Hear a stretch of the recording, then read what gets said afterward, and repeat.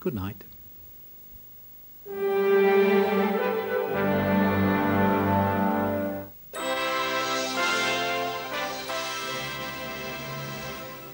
In an hour's time here on Scottish, Robert Redford stars in the western Jeremiah Johnson. But first, a Scottish documentary. This Mine is Ours.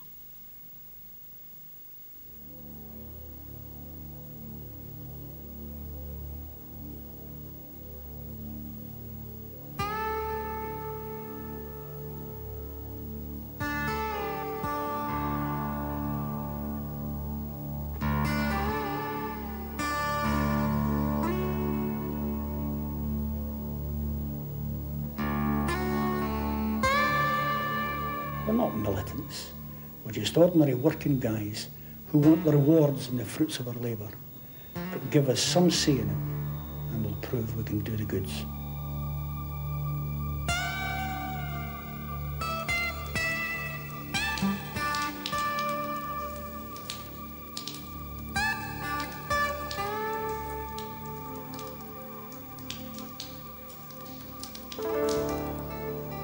When they're starting to close down pits without giving anyone else a chance to make them go, there just had to be something wrong. And the real tragedy was that politicians have just never been interested in our coal industry. No party. It's always just been something that's there to be tolerated. And, if it closes down, that's just too bad. And that's got to be wrong. This is a major industry.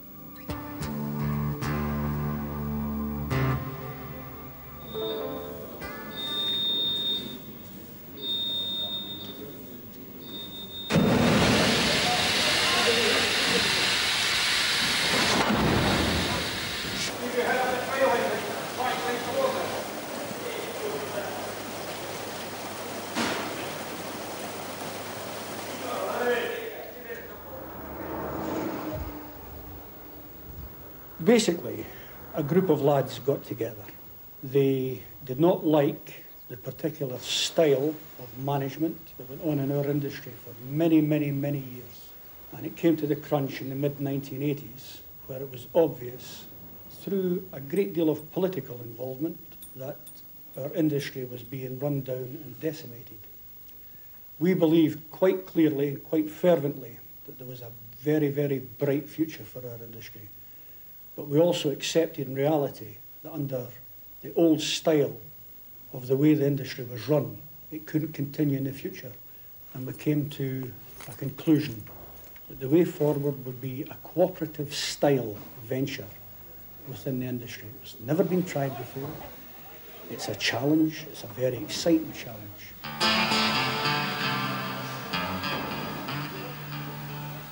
We all know that we stand and fall by what we do here. There's no subsidies coming from anyone. We got no subsidies to do all the feasibility work.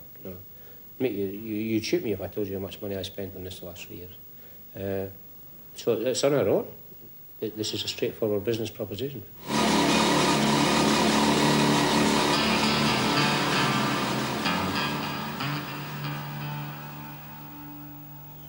This place will make a fortune when it starts. Coal's there. Everyone's there for it. Everyone's there for the taking. This is our chance to take it, eh?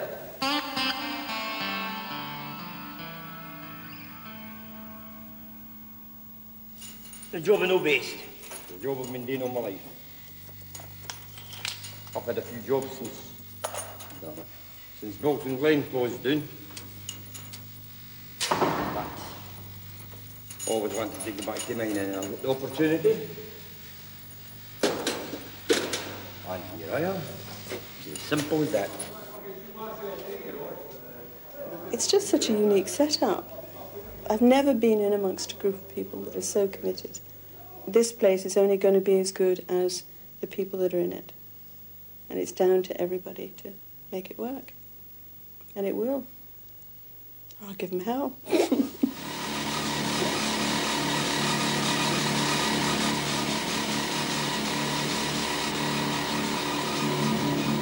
Monkton Hall is the deepest pit in Britain. Entry is by a 3,000-foot shaft. From that shaft bottom, a network of tunnelled roadways lead to various coal seams. Before any coal can be produced, they must create a new coal face in a coal seam. From a roadway, they blast an entrance, the main gate, into the coal seam. Then the coal face line is cut, in this case 600 feet long and 5.5 feet high. Meanwhile, at the far end of the face line, a short tunnel, the tailgate, is driven through rock to let the air circulate. On completion, the coal cutting machine is brought in to begin production. That coaling day is estimated to be over 4 months away, assuming no serious problems occur.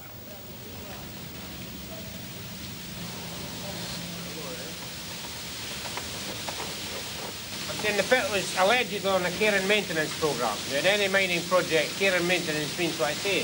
You know, all this equipment was to be looked after and ready. In effect, you're supposed to be able to start operations right away. Now, that's 5 weeks we've had all these. They're just wee things, you know, but they're all niggly and they hold everything up. And it should never happen. Coal where people have just not been doing what they're paid to do. Could you tell me what the hold-up is, Jimmy, please? I would tell a normal person, kind of fighter, maybe a fifer that's got education and that, but you wouldn't understand, so just go and sit down here. I hope you're not filming this. I hope he is. He's trying to embarrass me here in front of the men. Well, he's just not on. He's not on. I'm the gaffer. Do you my boy? Yes. Jump. So high. It's obviously an annoyance to yourself, because you came fresh, you know, from a part of the industry into here. There's other lads have lost their awareness. So we're all going to start from the basics again and build up to the high performance that you guys have been used to for the private mines. It's as simple as that. If you look at the other shift, the back shift that's on this week, you've got Kirkpatrick and McKenna, and they're from Ayrshire. Now it takes a bloody good 2 hours for them to travel. Yeah. Right, and that's each side of their shift. So if these men are working an 8-hour shift, by the time they've got 2 hours travelling start, 2 hours travelling at the back, they're effectively working a 12-hour shift per day. You agree with that? Aye. All right. Now, it just means that at the end of the night shift, say 6 o'clock, to the start of the day shift, there's a gap. Aye. But if there's any problems, they can maybe get sorted out in that 2 hours. Would that be all right? Aye, nobody has them. And we're all talking the same language. Miners are never qualified until the day that they retire for the pits. They're learning their trade every single day in life. They're not only miners, they're engineers, they're electricians, they're geologists, they're surveyors, they're managers, they're explosives experts, they're everything. Finest breed of men alive. My heart's gone here. Even election time. Hold on, say that again, don't tell me the tears. It's going to go on. They actually like their job. This really surprised me, because I couldn't think of a worse place in the world to spend 8 hours. Underground, in the wet, in the smelly, in the noise, in the dark, in the dust. And they love it.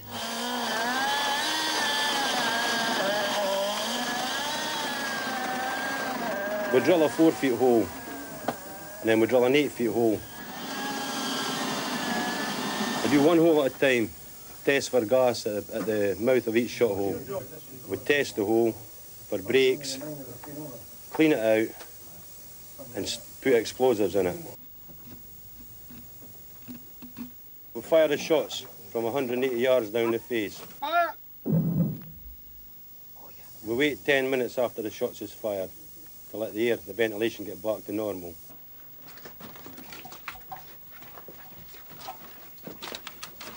The men then come up when the ventilation's back to normal, put up supports on the roof and start filling the coal up that has been brought down with explosives.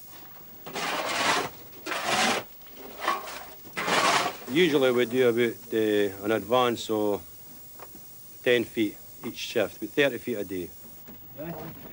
Right. 1, 2, 3.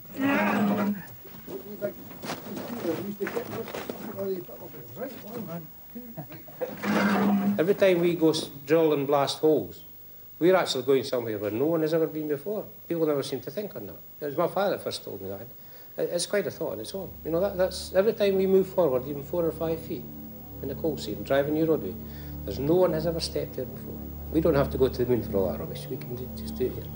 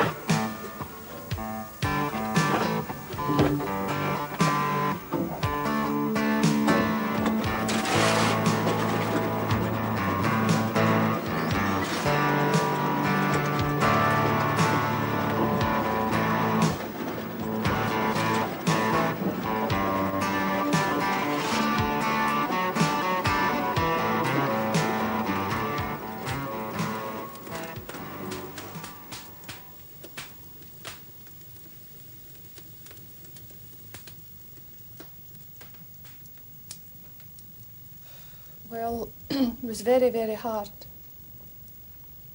When you've no savings and you've got a son.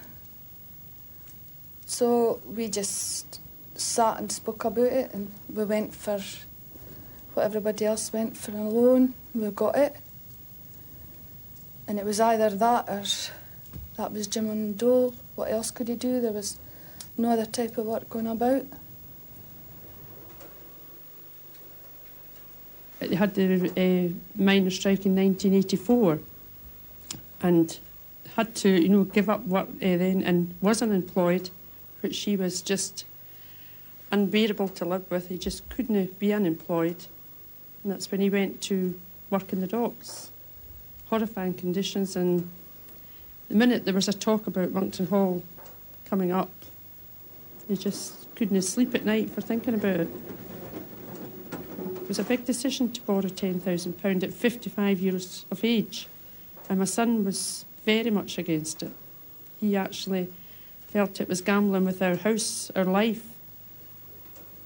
But then I thought, life is short and life's a gamble. It's like putting the pools on, we're just going to risk it. And he's a different man completely.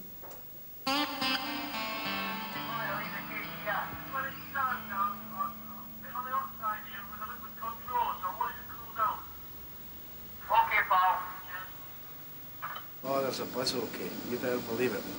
I think it comes down to the fact that there's so many people are just dying to see this fail. Don't forget, a lot of stuff, this would never happen. I, for one, didn't it? I go back 2 years ago, I says it was pie in the sky, this pit'll never open. It'll either open in British Gold, it'll not open at all, it'll be shut. But there you are, they proved their point, they argued for 3 years and they done it. We can make it pay where British Coal said it wasn't paying. And when it does pay, that's when you'll see an even bigger buzz, because the people that were saying it wasn't going to work will then change their minds and their attitudes towards coal miners on the whole. As an individual myself, I thank them anyway, I tell you that. Because any job I had outside the pit was rubbish. Working for £95, £80 a week. Absolute rubbish. And anyway, this is the only job that we were trained for I was 15-year-old. 31 years I was doing a pit.